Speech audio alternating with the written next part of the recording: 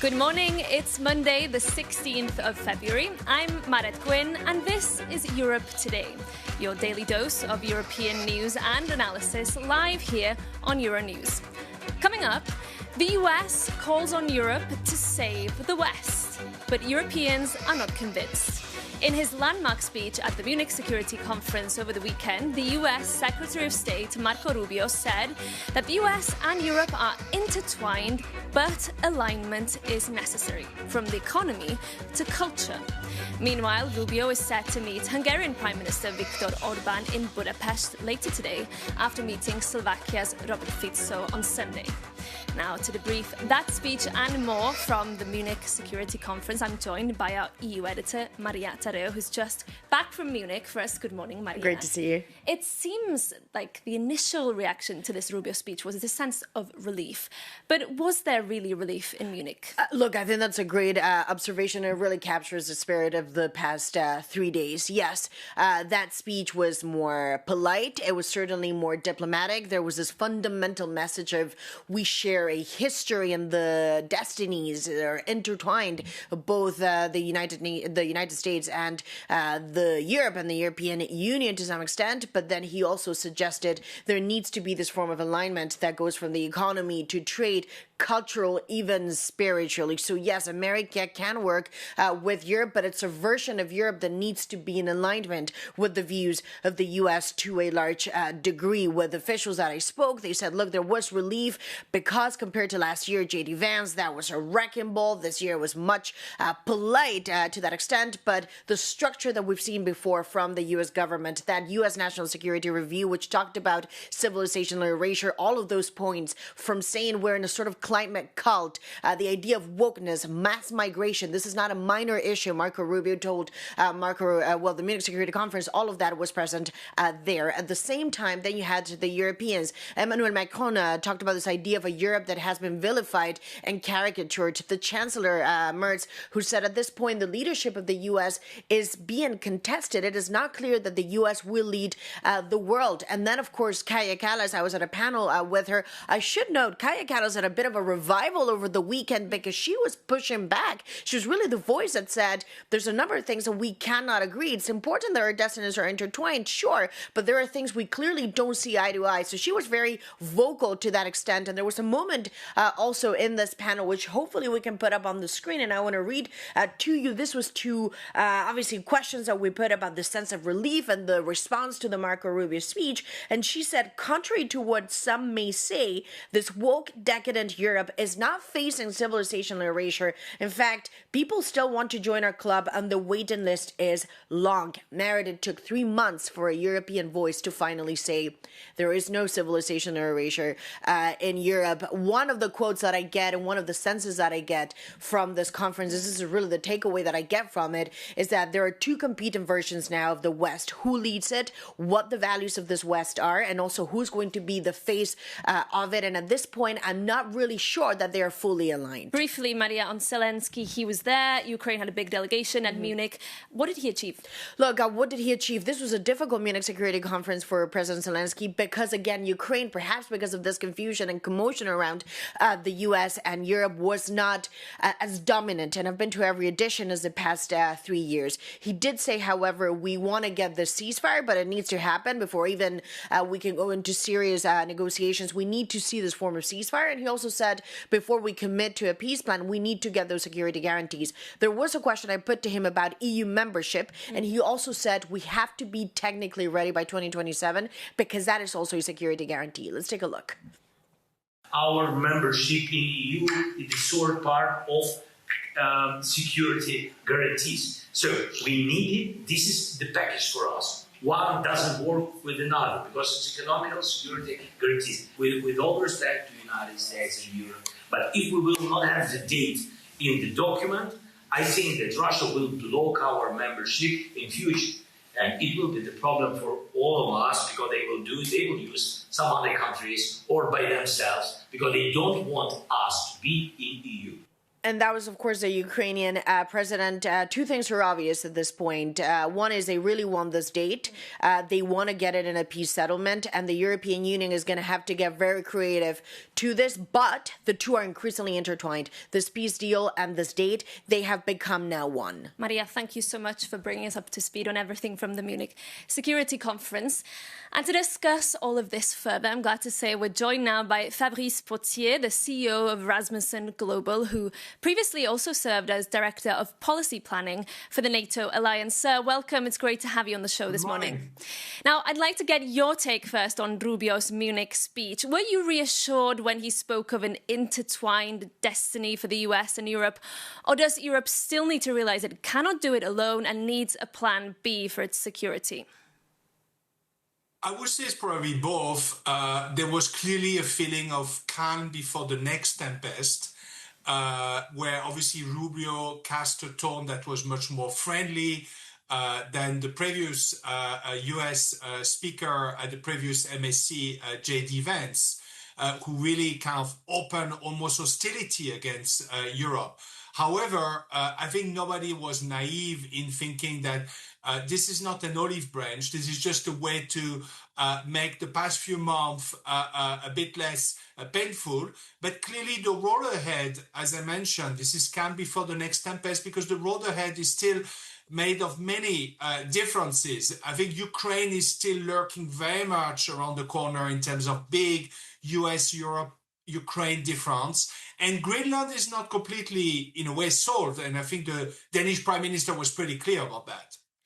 And do you think Greenland could be the next storm? Because we heard from Mette Frederiksen, the Danish Prime Minister, over the weekend, suggesting Donald Trump is still very serious about buying the island. Do you agree with her that there's still a big risk there for the NATO alliance? But clearly, the problem is there's a mismatch between what the Danes, the Europeans are trying to do, which is to improve support to Greenland, both on the security and the economic front, which is a rational way of addressing possible vulnerabilities out there. And the US president who just takes a very emotional, personal view that he just wants to own that piece of estate. He's thinking like a Manhattan real estate mogul, so he doesn't take a very rational approach to it, and that's the mismatch that I think the Danes are trying to manage with a diplomatic process. How long the diplomatic process is going to keep things together, this is the big question mark. I think we have to be ready for the next crisis, and clearly the show of unity by the Europeans in addressing the US threat on Greenland worked once and may have to work another time, but we'll have to be willing to put even more skin in this game. You obviously shaped NATO policy for many years. Do you think there's a real crisis within the HQ here in Brussels? You know, we heard EU leaders, von der Leyen, talking about reactivating the EU's own defence clause over the weekend, seemingly because they cannot rely on NATO's Article 5. Is the NATO alliance, as we've known it for decades, now dead? It's gone. Well, I think it's not reactivating the EU mutual defence clause, it's making it real as a start, because it's never been taken really seriously. But on your NATO question, I think we are entering the age of parallel universes where NATO is still going to be there.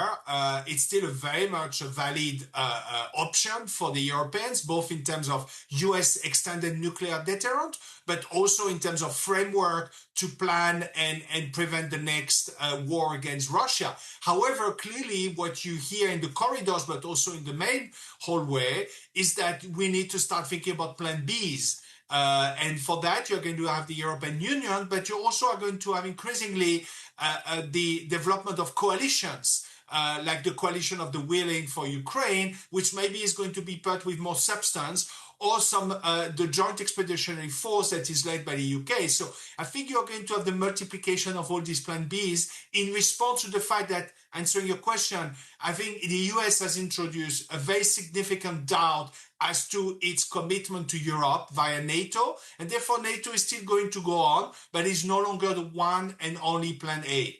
Fabrice Pothier, that's all we have time for this morning, but thank you so much for coming on and joining us and sharing your insights. Now, as we mentioned there, the President of the European Commission said in Munich over the weekend that the EU needs to bring its own mutual defence clause to life, saying you change or you die. Our reporter Jakob Jannes has been scouring through the EU treaties in search of this little-known mutual defence clause. Did you know the EU has its own mutual defense clause? Your reporter didn't. But suddenly, it is the hottest topic in Europe.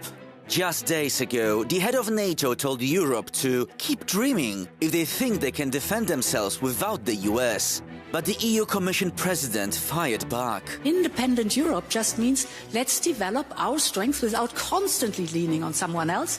And part of her plan involves a little-known rule, the Article 42.7. So, what is it? It says if an EU country is attacked, all the members have an obligation to help. And on paper, the wording seems to be stronger than NATO's famous Article 5. It doesn't even require a unanimous vote to activate. But there is a catch. The EU is not a military alliance, and it lacks a unified command structure. And it leaves it up to each country to decide how to help, which does not automatically mean sending troops. And in fact, it has only been triggered once, after the 2015 Paris attacks. Plus, there is a trust gap. When Eastern European nations look for a true security shield, they look to NATO, not Brussels. But with Washington demanding Europe to take over its own conventional defense, and with growing doubts around the future of NATO, the clock is ticking. The EU is also wondering what happens if the US closes its nuclear umbrella over Europe. And building a fully independent European nuclear shield would cost billions of euros and take time. So Europe has the treaty and the article. Now it just must build the military strength to back it up.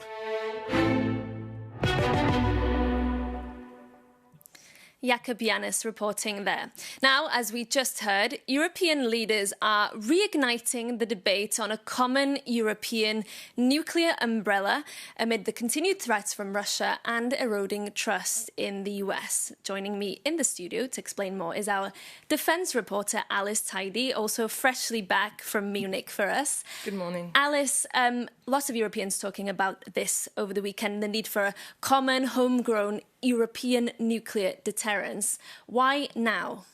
Well, basically, the Europeans, although they've gone to great lengths over the past week to say that they believe that the US is fully committed to NATO, that they believe it is committed today, tomorrow, that it will be in 10 years, that it will be in 20 years, there's still a lot of concerns over that commitment. I mean, remember that last year, Washington cast doubt over its commitment to Article 5, so Europeans responded by more than doubling their spending target within the alliance.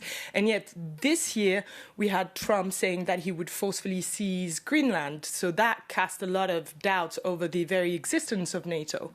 And obviously, the US has also said that he wants to pull back, but there's a lot of unsaid yet over how that partial pullback would happen and whether or not this could include the nuclear deterrent, right?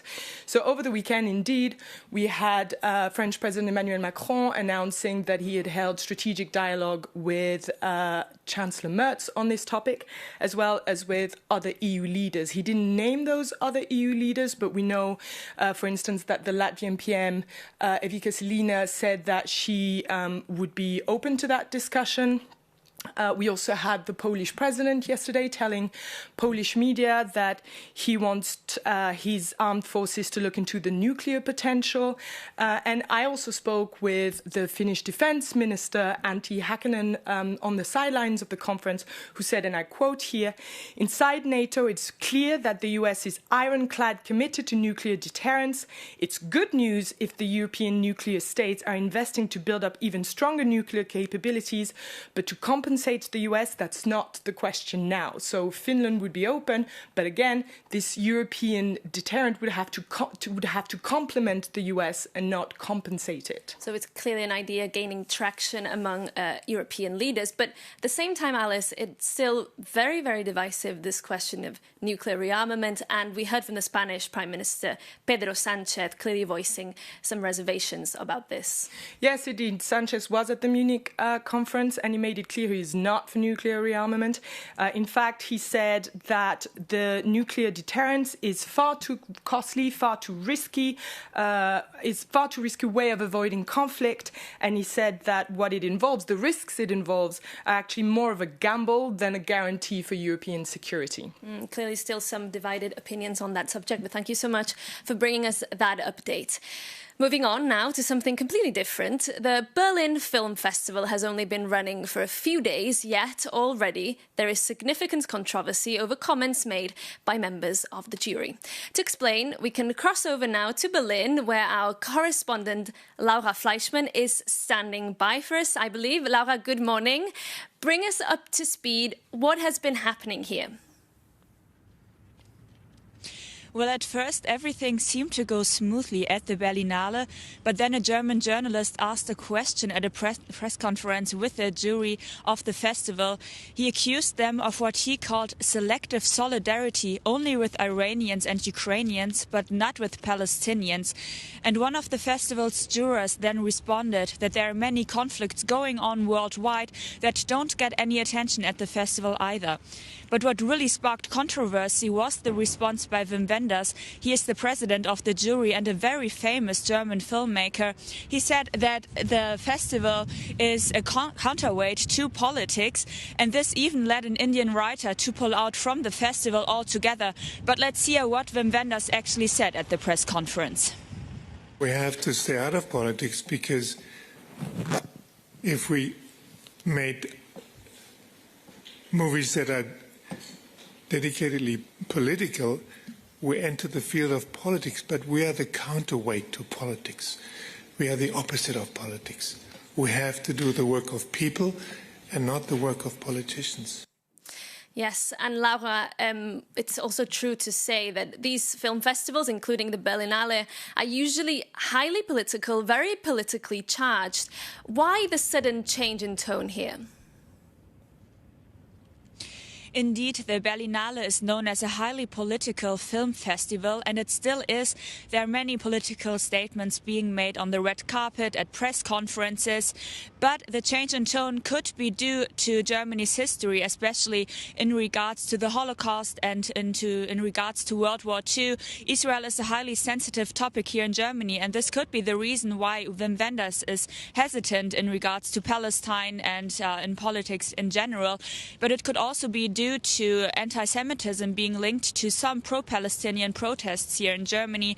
There are anti-Jewish chants, there are anti-Jewish and anti-Israel signs at some protests that aren't against the government but against the whole country's existence. So this could be a reason why movie makers and actors don't want to be linked to this topic, perhaps. And also there has been a spike in anti-Semitism as of recently here in Germany. And the festival's director, Trisha Tuttle, even came out and supported Wim Wenders after the controversy. She said that it is, as of recently, oftentimes expected of movie makers and actors to make political statements, but they're mainly at the film festival to promote their work, their movies. They want to talk about what they did. They don't want to talk about politics, perhaps, and it is their right of free speech to talk about whatever they please. They can decide to not talk about politics, but and they can also decide to talk about them, but they get criticized either way. That's what Trisha Tuttle said after the controversy broke loose. Laura, thank you so much for that update on the controversy surrounding the Berlinale Film Festival in Berlin. But that's it from us for today. We'll be back at the same time, same place tomorrow. In the meantime, if you want to read more about the stories we covered on today's show and all the other breaking news from Europe, remember to stay up to date on our website, euronews.com. Thank you so much for tuning in, and we hope to see you soon here on Euronews.